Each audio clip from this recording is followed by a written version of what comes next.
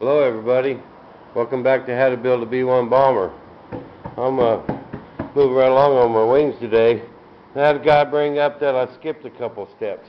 Yeah, I did, because they didn't take me very long and probably wouldn't have made a very good movie.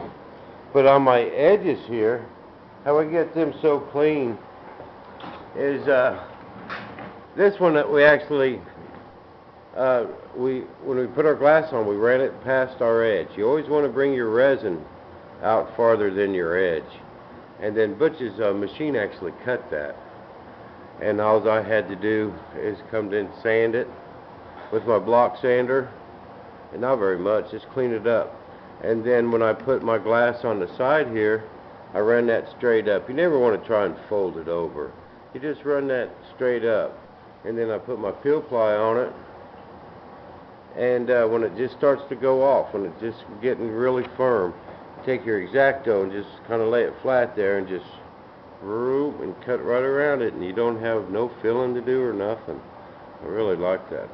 And on my wood edges, I took just a few drops of denatured alcohol and rubbed it and mixed it in my resin to get it soaked into the wood a little bit, and did that all the way around. And that was pretty much it. And now I got all my pinholes filled, and it's pretty flat. And I think I got most of my areas filled. But I'm going to show you a way where you can find every little dent, every little thing that's wrong with this. It's called Gide coating. And I picked up some paint the other day. And you don't have to use any. Just regular old $1.99 spray paint works, but it tends to clog up your paper a little bit. And I was at the auto parts store and I seen this. It's a super light gray Rust-Oleum primer. It'll probably work a little better, but you just want to get a mist on there. Don't take very much.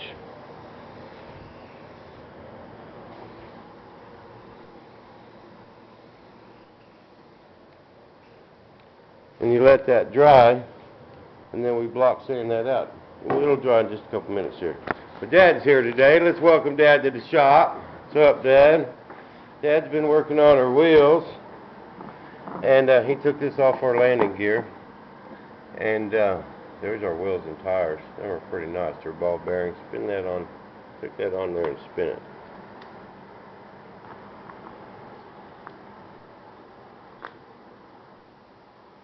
And they just spin forever. Them are nice wheels. I like them.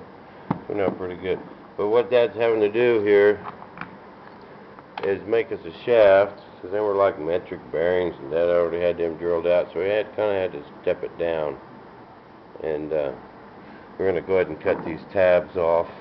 That's what he came over here this morning for, so we can talk about it, figure out what we're going to do. And the way he's got it set up now, they're just kind of spread too far apart. So we're going to cut these little tabs off and bring them in a little bit. And they're going to work out just fine. But there's our little brake set up. Yeah, it's got them holes down there in the bottom for some screws that we'll put on the bottom side, and that'll keep them from spinning. A couple set screws.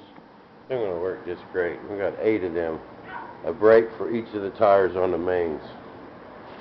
Okay. Now, this guide coat set up.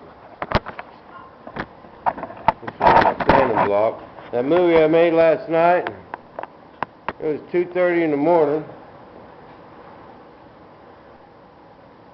And I downloaded it and went to bed. My camera shut off before it finished downloading. That's why I didn't get that last couple minutes. But I got my block sander here. It's a big old hunk of rubber.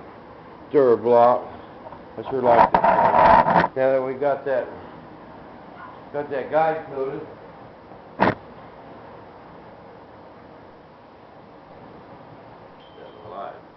get my sponge and get it wet, and just kind of go over it, and you can see every little place that's low.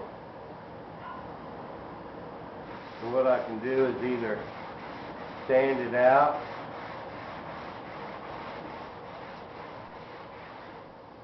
or if it's bad enough, put some filler. But see those spots there? You can just see them plain as day. And if you guys do that, that will really help your paint jobs. That's how you get them things just perfect. You gotta use a block sander.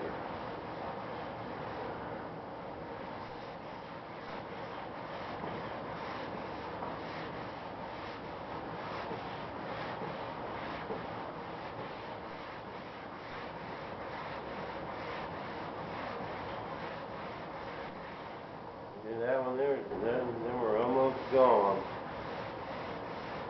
And now I'm starting to go through in a couple places, so I'm just going to stop, and I'm going to put me a tad bit of filler right there.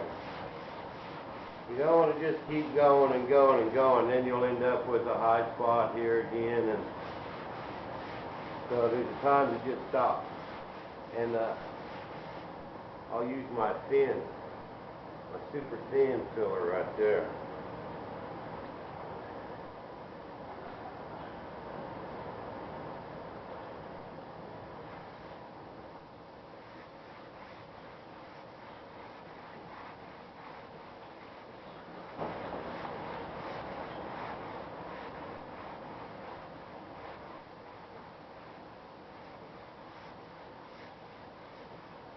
But you guys can keep them comments coming.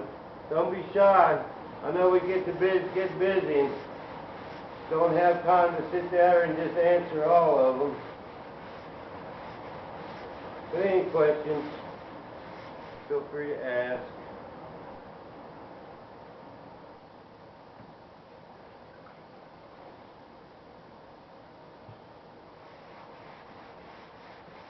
I like the wet sand with the sponge.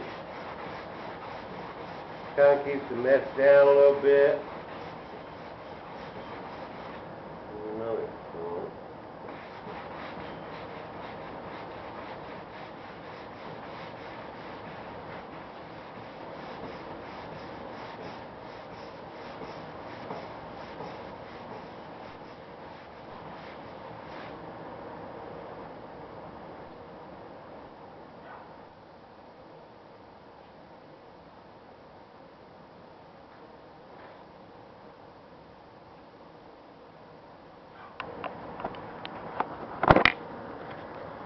Basically, that's how we do that.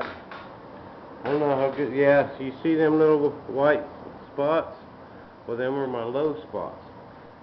Now I'll come in with my fine filler. This stuff here. Now this is not just the red stuff. It looks just like this. This stuff comes with a hardener. Just like Bondo. We talked about it a couple weeks ago. But it's super fine. It comes in here and fills these real small spots real nice. And I won't have much sand in, but you see them? And then I'm going to do that to this whole wing twice. I'm going to finish doing this, then I'm going to fill it and sand it, then I'm going to prime it again, and I'm going to guide coat it again. There ain't going to be one little dip, one little high spot. It'll be nice. Won't it, Dad?